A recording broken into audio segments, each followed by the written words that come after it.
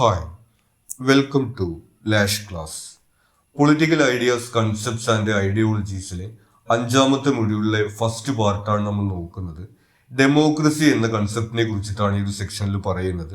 നമ്മളിവിടെ നിങ്ങൾക്ക് നോട്ട്സ് ആയിട്ടൂടെ ഉപയോഗിക്കാൻ കഴിയാവുന്ന അതിലെ ഇമ്പോർട്ടൻറ്റ് പോയിന്റ്സും അതിൻ്റെ ഒരു എക്സ്പ്ലനേഷനാണ് പ്രൊവൈഡ് ചെയ്യുന്നത്. നമുക്ക് നോക്കാം. ഡെമോക്രസി നമുക്കറിയാം ജനാധിപത്യം എന്ന സങ്കല്പമാണ്. ജനങ്ങൾ എന്നർത്ഥം വരുന്ന ഡെമോസ്, അതുപോലെ അധികാരം എന്നർത്ഥം വരുന്ന ക്രാറ്റോസ് എന്നീ ഗ്രീക്ക് പദങ്ങളിൽ നിന്നാണ് ഡെമോക്രസി എന്ന വാക്ക് വരുന്നത്. അതുപോലെ തന്നെ ജനാധിപത്യം എന്ന ആശയവും പുരാതന ഗ്രീസിൽ നിന്ന് തന്നെയാണ് വരുന്നത്. ജനങ്ങൾ നേരിട്ടോ ജനപ്രതിനിധികൾ വഴിയോ ഭരിക്കുന്ന ഭരണ സംവിധാനമാണ് ജനാധിപത്യം. നമുക്കറിയാവുന്നതാണ്, നമ്മുടെ രാജ്യത്ത് ജനപ്രതിനിധികളാണുള്ളത്. അതല്ലാതെ ജനങ്ങൾ നേരിട്ടും ഭരിക്കുന്ന സാഹചര്യം ഉണ്ടാവാം. ഇത്തരത്തിൽ ജനങ്ങൾ നേരിട്ടോ അല്ലെങ്കിൽ പ്രതിനിധികൾ വഴിയോ ഭരിക്കുന്ന ഭരണ സംവിധാനത്തിനെയാണ് നമ്മൾ ജനാധിപത്യം എന്ന് പറയുന്നത്. ഇനി ജനങ്ങൾ നേരിട്ട് ഭരിക്കുന്ന സാഹചര്യം ഇതിന്റെ തുടക്ക കാലഘട്ടത്തിലാണ് ഉണ്ടായിട്ടുള്ളത്. പുരാതന ഗ്രീസിലെ ഏതൻസിൽ നമ്മൾ ഇന്ന് ഗ്രാമസഭകളൊക്കെ ഉള്ളതുപോലെ ആ നാട്ടിലെ എല്ലാ ആളുകളും കൂടി മീറ്റിംഗ് ചേരുന്ന തരത്തിലുള്ള ഒരു സംവിധാനം ഉണ്ടായിരുന്നു. അതാണ് ജനാധിപത്യത്തിന്റെ ഉത്ഭവമായിട്ട് നമ്മൾ കണക്കാക്കുന്നത്. പക്ഷേ ഈ മീറ്റിംഗിലും പോരായ്മകൾ ഉണ്ടായിരുന്നു. കാരണം അന്നത്തെ കാലഘട്ടത്തിൽ അടിമ വ്യവസ്ഥയൊക്കെ ഉണ്ടായിരുന്നു. അപ്പൊ അത്തരത്തിലുള്ള ആളുകൾ, അതുപോലെ തന്നെ സ്ത്രീകൾ, കൂടാതെ വിദേശികളായിട്ടുള്ള ആളുകൾ എന്നിവരെയൊന്നും ഈ മീറ്റിങ്ങുകളിൽ പങ്കെടുപ്പിച്ചിരുന്നില്ല എന്നുള്ളതാണ് ഇതിന്റെ ആദ്യകാലത്തുള്ള ഒരു പോരായ്മയായിട്ട് നമുക്ക് കാണാൻ കഴിയുന്നത്. ഇനി ഇന്ന് കാണുന്ന അവസ്ഥയിലേക്ക് ജനാധിപത്യം രൂപപ്പെടുന്നത് പിന്നെയും കാലങ്ങൾ എടുത്തുകൊണ്ടാണ്. ആധുനിക ജനാധിപത്യത്തിന്റെ തുടക്കത്തിലും ഇത്തരം ഒഴിവാക്കലുകൾ ഉണ്ടായിരുന്നു. പ്രത്യേകിച്ച് സ്ത്രീകൾ, അതുപോലെ കറുത്ത വംശജരായിട്ടുള്ള ആളുകൾ എന്നിവർക്കാണ് ഇത്തരത്തിലുള്ള ഒഴിവാക്കലുകൾ നേരിടേണ്ടി വന്നിട്ടുള്ളത്. UK 1928 സ്ത്രീകൾക്ക് വോട്ടവകാശം ലഭിക്കുന്നത്. അമേരിക്കയിൽ കറുത്ത വംശജർക്ക് വോട്ടവകാശം 1960 മാത്രമാണ് ലഭിക്കുന്നത്. ഇതുകൂടാതെ സ്വിറ്റ്സർലാൻഡിൽ സ്ത്രീകൾക്ക് വോട്ടവകാശം ലഭിക്കുന്നത് 1971 മാത്രമാണ്. അപ്പൊ നമുക്കറിയാം, ഒരു 50-60 വർഷമായിട്ടുള്ളൂ ഈ പാശ്ചാത്യ രാജ്യങ്ങളിലും മറ്റുമൊക്കെ ഈ തരത്തിലുള്ള ജനാധിപത്യ സംവിധാനം വന്നിട്ട്. ഇന്ത്യയുടെ കാര്യത്തിലാണെങ്കിൽ ഇന്ത്യക്ക് സ്വാതന്ത്ര്യം ലഭിക്കുന്നത് 1947 അപ്പൊ നമുക്കൊരു 10-75 വർഷത്തെ ചരിത്രമുണ്ട്. നമുക്ക് സ്വാതന്ത്ര്യം ലഭിക്കുമ്പോൾ മുതൽ തന്നെ സാർവത്രിക വോട്ടവകാശം ഉണ്ട്. ഇന്ന് ജനാധിപത്യം എന്നതുകൊണ്ട് ഉദ്ദേശിക്കുന്നത് പ്രായപൂർത്തിയായിട്ടുള്ള എല്ലാ ആളുകൾക്കും അവരുടെ ഈ ഒരു വംശത്തിന്റെയോ ജാതിയുടെയോ അതുപോലെ തന്നെ ലിംഗത്തിന്റെയോ ഒന്നും വ്യത്യാസമില്ലാതെ എല്ലാവർക്കും വോട്ടവകാശമുള്ള ഒരു സംവിധാനമായിട്ടാണ് നമ്മൾ ജനാധിപത്യത്തെ കാണുന്നത്. ഇനി ജനങ്ങൾ ഒരേ സമയം ഭരിക്കപ്പെടുന്നവരും ഭരിക്കുന്നവരുമാണ്. നമുക്കറിയാം, ജനങ്ങൾ തന്നെയാണ് ജനാധിപത്യത്തിലെ അധികാരികളായിട്ട് വരുന്നത്. എന്നാൽ ജനങ്ങളെ തന്നെയാണ് ആ ഒരു സംവിധാനത്തിൽ ഭരിക്കുകയും ചെയ്യുന്നത്. ഇനി ഒരു ഭരണ സംവിധാനത്തിന് അപ്പുറം ജനങ്ങൾ തമ്മിൽ സ്വാതന്ത്ര്യത്തെയും അഭിപ്രായങ്ങളെയും ബഹുമാനിക്കുന്ന ഒരു ജീവിത രീതി കൂടിയാണ്. ജനാധിപത്യം എന്ന് പറയുന്നത് ഒരു ഭരണ സംവിധാനം മാത്രമല്ല, ഒരു സംസ്കാരം കൂടിയാണ്. മറ്റുള്ള ആളുകളുടെ അഭിപ്രായത്തെ നമ്മൾ ബഹുമാനിക്കുക, അത്തരത്തിലുള്ള ഒരു കാര്യം കൂടിയായിട്ടാണ് നമ്മൾ ജനാധിപത്യത്തെ കാണുന്നത്.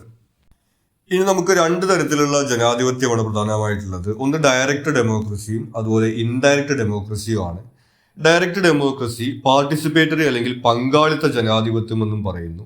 നമ്മൾ പുരാതന ഗ്രീസിലെ ഏതൻസിലെ ഉദാഹരണത്തെ കുറിച്ച് പറഞ്ഞു. ഗ്രാമസഭകൾ പോലെ നാട്ടിലെ എല്ലാ ആളുകളും കൂടി മീറ്റിംഗ് ചേരുന്ന ഒരു സാഹചര്യമാണ്. അങ്ങനെയുള്ള വലിയ മീറ്റിങ്ങുകളിലൂടെ ജനങ്ങൾ നേരിട്ട് തീരുമാനമെടുക്കുന്ന സംവിധാനമാണ് ഡയറക്റ്റ് ഡെമോക്രസിയിൽ വരുന്നത്. പുരാതന ഗ്രീക്ക്, റോമൻ നഗരങ്ങളിൽ നമ്മൾ പറഞ്ഞു ഇത്തരത്തിലുള്ള സംവിധാനം ഉണ്ടായിരുന്നു. പക്ഷെ പ്രായോഗികമായിട്ട് ജനസംഖ്യ കൂടുതലുള്ള ഇടങ്ങളിൽ നടപ്പാക്കാൻ കഴിയില്ല. ഇന്നത്തെ ലോകത്തിന്റെ ഒരു സാഹചര്യം നമുക്കറിയാം. ഇന്ത്യ ഉൾപ്പെടെയുള്ള പല രാജ്യങ്ങളിലും വലിയ ജനസംഖ്യയാണുള്ളത്. അപ്പൊ എല്ലാവരും കൂടി ഒരു മീറ്റിംഗ് തുടങ്ങിയിട്ടുള്ള കാര്യങ്ങളൊന്നും ഇന്നത്തെ ഒരു സാഹചര്യത്തിൽ പ്രായോഗികമല്ല. റഫറൻഡം തുടങ്ങിയിട്ടുള്ള മാർഗങ്ങളിലൂടെ പരിമിതമായി ആധുനിക സാഹചര്യത്തിൽ നടപ്പിലാക്കുന്നു. റഫറൻഡം എന്ന് പറയുന്നത് ജനങ്ങളുടെ അഭിപ്രായം ശേഖരിക്കുന്ന ഒരു സംവിധാനമാണ്. അതിനെക്കുറിച്ചിട്ട് അടുത്ത പാർട്ടിൽ നമ്മൾ ഡീറ്റെയിൽ ആയിട്ട് പറയുന്നുണ്ട്.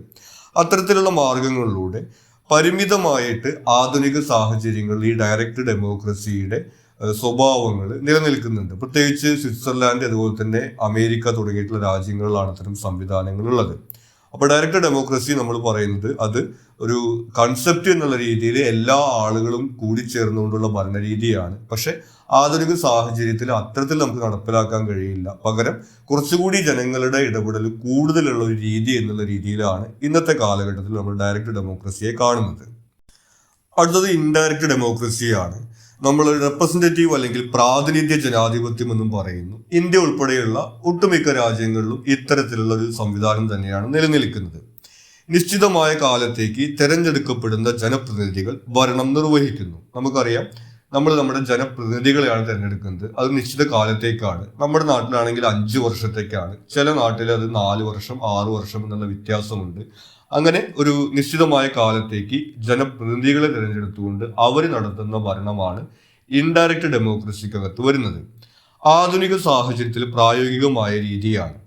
നമ്മൾ നേരത്തെ പറഞ്ഞു, വലിയ ജനസംഖ്യ എന്നുള്ളത് നമുക്ക് ഡയറക്റ്റ് ഡെമോക്രസി നടപ്പിലാക്കാനുള്ള ഒരു പ്രശ്നമാണ്. അപ്പോൾ ഈ ഒരു ആധുനിക സാഹചര്യത്തിൽ ഇത് പ്രായോഗികമായിട്ടുള്ള രീതിയാണ്. അത് മാത്രമല്ല, ജനങ്ങൾക്ക് ഇതുപോലെ എപ്പോഴും ഓരോ കാര്യങ്ങളെ കുറിച്ചിട്ടുള്ള അഭിപ്രായം പറയേണ്ട സാഹചര്യമില്ല. മറിച്ച് അതിന് യോഗ്യരായിട്ടുള്ള കഴിവുള്ള ആളുകളെ തിരഞ്ഞെടുത്താൽ മാത്രം മതി എന്നുള്ളൊരു പ്രായോഗികമായിട്ടുള്ള ഗുണം കൂടി ഇതിനകത്തുണ്ട്. ഇനി സെക്ഷനിൽ പ്രധാനമായിട്ട് വരുന്നത് കണ്ടീഷൻസ് ഫോർ സക്സസ് ആണ്. ജനാധിപത്യത്തിന്റെ വിജയത്തിന് എന്തെല്ലാം സാഹചര്യങ്ങളാണ് വേണ്ടതെന്നാണ് പറയുന്നത്. ഒന്ന് എഡ്യൂക്കേഷൻ ആണ്. അത് വളരെ പ്രധാനമാണ്. ഒരു ജനാധിപത്യ സംവിധാനം വിജയിക്കുമോ ഇല്ലയോ എന്നുള്ളതിൽ ആളുകളിൽ അറിവും അവബോധവും സൃഷ്ടിക്കുന്നത് വിദ്യാഭ്യാസമാണ്. നമുക്കറിയാം, രാഷ്ട്രീയ സംവിധാനത്തെക്കുറിച്ചും സാമൂഹ്യ സാഹചര്യത്തെക്കുറിച്ചും അറിവുള്ള ജനങ്ങൾക്ക് ശരിയായ രാഷ്ട്രീയ തീരുമാനമെടുക്കാൻ സാധിക്കും. നമുക്കറിയാം, ജനങ്ങളാണ് വോട്ട് ചെയ്യുന്നത്. ജനങ്ങൾ വോട്ട് ചെയ്യുന്നത് അവരുടെ അഭിപ്രായത്തെ മുൻനിർത്തിക്കൊണ്ടാണ്. അപ്പൊ ജനങ്ങളുടെ അഭിപ്രായം ശരിയായിട്ടുള്ള രീതിയിൽ വരണം എന്നുണ്ടെങ്കിൽ അവർക്ക് കൃത്യമായിട്ടുള്ള വിദ്യാഭ്യാസം ഉണ്ടായിരിക്കണം. രാഷ്ട്രീയ സംവിധാനത്തെ കുറിച്ചിട്ടും അതുപോലെ തന്നെ സാമൂഹിക സാഹചര്യങ്ങളെ കുറിച്ചിട്ടും. ഉദാഹരണത്തിന്, നാട്ടിൽ അസമത്വമാണോ അല്ലെങ്കിൽ തൊഴിലില്ലായ്മയാണോ അല്ലെങ്കിൽ പരിസ്ഥിതി പ്രശ്നമാണോ ഉള്ളത് എന്നുള്ള കാര്യത്തെക്കുറിച്ച് അവർക്ക് ധാരണ വേണം. അതെങ്ങനെ പരിഹരിക്കാൻ കഴിയും എന്നുള്ളതിനെ കുറിച്ചിട്ട് ഒരു അവബോധമൊക്കെ അവർക്ക് വേണം. അങ്ങനെ ഒരു ഉന്നത വിദ്യാഭ്യാസമുള്ള ആളുകൾക്കാണ് കൃത്യമായിട്ടുള്ള അഭിപ്രായങ്ങൾ രൂപപ്പെടുത്താൻ സാധിക്കും എന്നുള്ളത് കൊണ്ട് വിദ്യാഭ്യാസം ജനാധിപത്യത്തിന്റെ വിജയത്തിന് അനിവാര്യമാണ്. പിന്നെ വരുന്നത് ഇക്വാലിറ്റിയാണ്. നമുക്കറിയാം, സാമൂഹികവും സാമ്പത്തികവുമായിട്ടുള്ള സമത്വമാണ് നമ്മൾ ഉദ്ദേശിക്കുന്നത്. ഇത്തരം സമത്വമുള്ള സാഹചര്യത്തിലാണ് ഭയമില്ലാതെ രാഷ്ട്രീയ ഇടപെടലിന് ആളുകളെ പ്രാപ്തരാക്കുന്നത്.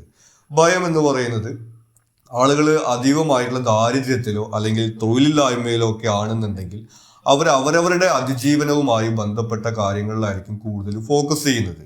അതുകൂടാതെ തന്നെ പണമുള്ള ആളുകളോട് അതുപോലെ തന്നെ സ്വാധീനമുള്ള ആളുകളോടൊക്കെ ഒരു ഭയം ഇവർക്ക് ഉണ്ടായിരിക്കും. കാരണം അവരുടെ ഒരു അതിജീവനത്തിന് ഇത്തരത്തിലുള്ള ആളുകളുടെ സഹായമൊക്കെ അവർക്ക് ആവശ്യമുണ്ടായിരിക്കും. അവർക്ക് സ്വന്തമായിട്ടൊരു നിലനിൽപ്പ് ഉണ്ടെങ്കിലാണ് അവരുടേതായിട്ടുള്ള അഭിപ്രായം പറയാൻ വേണ്ടി സാധിക്കും. ആ രീതിയിൽ സമത്വം എന്ന് പറയുന്നത് ഈ ഒരു ജനാധിപത്യത്തിന്റെ വിജയത്തിന് അനിവാര്യമാണ്. സാമ്പത്തിക സമത്വത്തെ കുറിച്ചിട്ട് നമ്മൾ പറയുകയുണ്ടായി. എല്ലാവർക്കും ഒരേ അളവിൽ സമ്പത്ത് എന്നല്ല ഉദ്ദേശിക്കുന്നത്, മറിച്ച് എല്ലാവർക്കും തൊഴിലെടുക്കാനുള്ള ഒരു സാഹചര്യവും തൊഴിലില്ലായ്മ ഇല്ലാത്തൊരവസ്ഥയും അതുപോലെ തന്നെ ചെയ്യുന്ന ജോലിക്ക് കൃത്യമായിട്ടുള്ള വേതനം ലഭിക്കുക തുടങ്ങിയിട്ടുള്ള സാഹചര്യങ്ങളൊക്കെയാണ് ഉദ്ദേശിക്കുന്നത്. അതായത് ഒരു ജീവിത നിലവാരം എല്ലാവരിലും ഉണ്ടെങ്കിൽ മാത്രമാണ് അവർക്ക് അവരുടെ അഭിപ്രായങ്ങൾ രൂപീകരിക്കാനും തുറന്നു പറയാനുള്ള ഒരു സാഹചര്യം ഉണ്ടാവുകയുള്ളൂ. അതുകൊണ്ട് സാമൂഹികവും സാമ്പത്തികവുമായിട്ടുള്ള സമത്വം ജനാധിപത്യത്തിന്റെ വിജയത്തിന് അനിവാര്യമാണ്. അടുത്തത് വരുന്നത് ഡീസെൻട്രലൈസേഷൻ അല്ലെങ്കിൽ അധികാര വികേന്ദ്രീകരണമാണ്. അധികാരം ഒരു വ്യക്തിയിലോ അല്ലെങ്കിൽ ഒരു സംവിധാനത്തിലോ കേന്ദ്രീകരിക്കാതെ വികേന്ദ്രീകരണം നടത്തണം. അതായത് ഒരു വ്യക്തിയോ സംവിധാനം എന്ന് പറയുന്നത് ഒരു സ്ഥാനം പദവിയാണ് നമ്മൾ ഉദ്ദേശിക്കുന്നത്. ഇപ്പോൾ പ്രധാനമന്ത്രി അല്ലെങ്കിൽ പ്രസിഡന്റ് തുടങ്ങിയിട്ടുള്ള ഒരു പദവിക്ക് കൂടുതൽ അധികാരം വരരുത്. നമുക്കറിയാം, കേന്ദ്ര സർക്കാർ, സംസ്ഥാന സർക്കാർ, പഞ്ചായത്തുകൾ തുടങ്ങിയിട്ടുള്ള പല തട്ടുകളായിട്ട് നമ്മൾ അധികാരം വിഭജിക്കുന്നുണ്ട്. അതുകൂടാതെ തന്നെ നമ്മൾ ബ്യൂറോക്രസി, ജുഡീഷ്യറി തുടങ്ങിയിട്ടുള്ള പല വിഭാഗങ്ങളായിട്ട് നമ്മൾ അധികാരത്തെ വിഭജിക്കുന്നുണ്ട്. ഇത്തരത്തിൽ അധികാരം ഒരു വ്യക്തിയിലോ അല്ലെങ്കിൽ ഒരു സ്ഥാനത്തിലോ ഇങ്ങനെ കേന്ദ്രീകരിക്കാത്ത ഒരു സാഹചര്യം ജനാധിപത്യത്തിന്റെ വിജയത്തിന് അനിവാര്യമാണ്. കാരണം അധികാരം കേന്ദ്രീകരിക്കപ്പെടുന്ന സാഹചര്യം ഉണ്ടായിക്കഴിഞ്ഞാൽ അത് ഏകാധിപത്യ പ്രവണതകളിലേക്ക് വഴിതെളിക്കുന്ന സാഹചര്യം ഉണ്ടാവും. അപ്പൊ അതുകൊണ്ട് ഒരു ഏകാധിപത്യ സ്വഭാവം ഉണ്ടാവാതിരിക്കാൻ വേണ്ടിയിട്ട് അധികാര വികേന്ദ്രീകരണം ആവശ്യമാണ്. പിന്നെ വരുന്നത് പാർട്ടി സിസ്റ്റമാണ്. നമുക്കറിയാം, കൃത്യമായിട്ടുള്ള രാഷ്ട്രീയ പാർട്ടി സംവിധാനം ജനാധിപത്യത്തിന്റെ വിജയത്തിന് അനിവാര്യമാണ്. രാഷ്ട്രീയ പാർട്ടികളാണ് ജനങ്ങളിൽ അവബോധവും അതുപോലെ വിഷയങ്ങളെ കുറിച്ചിട്ടുള്ള ചർച്ചകളും ഉയർത്തിക്കൊണ്ടുവരുന്നത്. നമുക്കറിയാം പല രാഷ്ട്രീയ പാർട്ടികളും പല കാര്യങ്ങളെ കുറിച്ചിട്ടുള്ള ചർച്ചകൾ, വിവാദങ്ങളൊക്കെ സൃഷ്ടിക്കുന്നതിനെ കുറിച്ചിട്ട്, അത്തരത്തിൽ ഓരോ വിഷയങ്ങൾ ജനങ്ങളുടെ ശ്രദ്ധയിൽ പെടുത്തുന്നതിനെ കുറിച്ചിട്ടും അതിനെക്കുറിച്ച് അവബോധം ഉണ്ടാക്കുന്നതിലും രാഷ്ട്രീയ പാർട്ടികൾക്ക് വലിയ പങ്ക് വഹിക്കുന്നുണ്ട്. അതുകൊണ്ട് ആരോഗ്യകരമായിട്ടൊരു പാർട്ടി സംവിധാനം ആവശ്യമാണ്. ഈ പാർട്ടി സംവിധാനം കൊണ്ട് നമ്മൾ ഉദ്ദേശിക്കുന്നത് ഭരിക്കുന്ന ഒരു പാർട്ടിക്ക് പുറമെ കൃത്യമായിട്ടുള്ള ഒരു പ്രതിപക്ഷ പാർട്ടി ഉണ്ടായിരിക്കണം. അവർ ചെയ്യുന്ന കാര്യങ്ങൾ തെറ്റുകൾ ഉണ്ടെങ്കിൽ ചൂണ്ടിക്കാണിക്കാനും അവർ വിമർശിക്കാനും ഒക്കെ ഉള്ള രീതിയിൽ ഒരു പ്രതിപക്ഷ പാർട്ടികളും ഉണ്ടായിരിക്കണം. അതുപോലെ തന്നെ ജനങ്ങളുടെ ഇടയിൽ ഇതുപോലെ അവബോധം ഉയർത്തിക്കൊണ്ടുവരുന്നതും രാഷ്ട്രീയ പാർട്ടികളാണ്. അതുകൊണ്ട് ആരോഗ്യകരമായിട്ടുള്ള ഒരു പാർട്ടി സംവിധാനവും കൂടി ജനാധിപത്യത്തിന്റെ വിജയത്തിന് അനിവാര്യമാണ്. പിന്നെ വേണ്ടത് ടോളറൻസ് അല്ലെങ്കിൽ സഹിഷ്ണുതയാണ്. മറ്റുള്ളവരുടെ ആശയങ്ങളും അഭിപ്രായങ്ങളും സഹിഷ്ണുതയോടെ സമീപിക്കണം. ജനാധിപത്യത്തിൽ നമുക്കറിയാം ഭൂരിപക്ഷം ലഭിക്കുന്ന ആളുകളാണ് ഭരിക്കുക എന്ന് കരുതി ഭൂരിപക്ഷമുള്ള ആളുകൾ പറയുന്നത് മാത്രമാണ് ശരി എന്നുള്ള രീതിയിലേക്ക് അത് വരരുത്. നമ്മുടേത് പോലെയുള്ള വളരെ വൈവിധ്യമാർന്നിട്ടുള്ള ഒരുപാട് ഭാഷകളും സംസ്കാരങ്ങളൊക്കെ ഉള്ള ഒരു സമൂഹം എന്ന നിലയ്ക്ക് മറ്റുള്ള ആളുകൾക്ക് വ്യത്യസ്തമായിട്ടുള്ള ആശയങ്ങളും അഭിപ്രായങ്ങളൊക്കെ ഉണ്ടായിരിക്കും. അപ്പോൾ അതിനെ സഹിഷ്ണുതയോട് കൂടിയിട്ട് ബഹുമാനത്തോട് കൂടിയിട്ട് സമീപിക്കുക എന്ന് പറയുന്നത് ജനാധിപത്യത്തിന്റെ വിജയത്തിന് അനിവാര്യമാണ്. അപ്പൊ നമ്മൾ ഉദ്ദേശിക്കുന്നത് ഭൂരിപക്ഷത്തിന്റെ അഭിപ്രായം, ആശയം മാത്രമാണ് ശരി എന്നുള്ള നിലപാടല്ല ജനാധിപത്യം. മറിച്ച് വ്യത്യസ്തമായിട്ടുള്ള ആശയങ്ങളും അഭിപ്രായങ്ങളും ഒക്കെ പ്രകടിപ്പിക്കുന്ന ആളുകളോട് സഹിഷ്ണുതയോടുകൂടി അവരുടെ അഭിപ്രായത്തെ, ആശയത്തെയൊക്കെ ബഹുമാനിച്ചുകൊണ്ട് നമ്മൾ സമീപിക്കണം. ചുരുക്കി പറയുകയാണെങ്കിൽ നമ്മൾ വോൾട്ടയർ പറയുന്നത് പോലെ നമുക്ക് മറ്റുള്ള ആളുകളുടെ അഭിപ്രായത്തെ നമുക്ക് വിമർശിക്കാം, പക്ഷെ അത് പറയാനുള്ള സ്വാതന്ത്ര്യത്തെ നമുക്ക് എതിർക്കാൻ വേണ്ടി സാധിക്കില്ല. ഇനി കോൺസ്റ്റിറ്റ്യൂഷൻ ആൻഡ് ജുഡീഷ്യറി, എഴുതപ്പെട്ടിട്ടുള്ള ഒരു ഭരണഘടനയും അതുപോലെ തന്നെ സ്വതന്ത്രമായിട്ടുള്ള നീതിന്യായ വ്യവസ്ഥയുമാണ് പൗരന്മാരുടെ അവകാശങ്ങൾ ഉറപ്പുവരുത്തുന്നത്. എഴുതപ്പെട്ടിട്ടുള്ള ഭരണഘടന എന്ന് പറയുന്നത് പൗരന്മാരുടെ അവകാശങ്ങൾ എന്താണെന്നുള്ളത് കൃത്യമായിട്ട് അവിടെ എഴുതി വെച്ചിട്ടുണ്ടായിരിക്കും.